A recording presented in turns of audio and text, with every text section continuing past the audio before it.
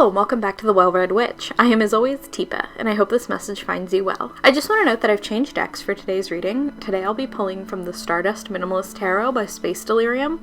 This deck is one of my favorites for journaling purposes because the artwork is very simplistic and there's not much to get caught up in when you're looking at the cards. There's no real distraction. I will say that regarding tarot suits versus card suits, they reversed the diamonds and the clubs, I want to say. It's really not that much of a problem for regular tarot reading, but if you're doing any of the reads that require the use of card suits, you may want to look into the differences. I'm not sure. I can leave a link in the description box for where to get this deck and the absolutely adorable miniature version. The cards are about this big. It's really great for carrying around and just general day-to-day stuff.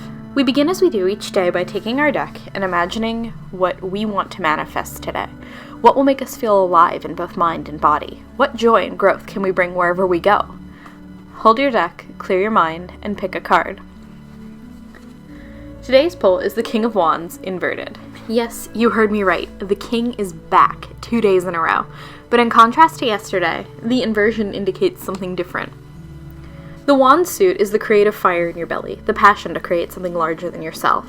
It is often associated with the fire signs, Aries, Leo, Sagittarius, and symbolizes a hard, fast burn towards your goals. When inverted, the King asks you to take pause and consider whether you're effectively leading the team or project you're currently working on. It could be that your goals have shifted towards the self and that you are no longer keeping the channels of communication open enough to effectively reach your goals.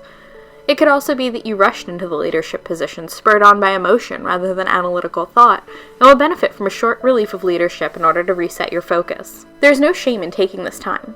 In fact, it is a mark of a good leader to pull back when they find themselves unable to effectively lead. A good team will be able to distribute and carry the load when you falter. Take time today to examine where you're pulling away from the teams in your life, and ask what you can do to bring everyone back up to speed. If you're not engaged in any team goals or anything like that, take pause instead and look at where you could be communicating your needs to yourself better. It is highly possible that you're neglecting your own needs in favor of getting the project done. And there's no use in running yourself into the ground to complete a project when you won't be well to see it through because you've not eaten properly, or neglecting your house to deal with another project and being miserable because you come home to a dirty house all the time. That's not fair to anyone, least of all you. I leave you today with a reminder that doing half of a task is better than having not started at all, and the reminder that it is okay to be proud of yourself for what you could do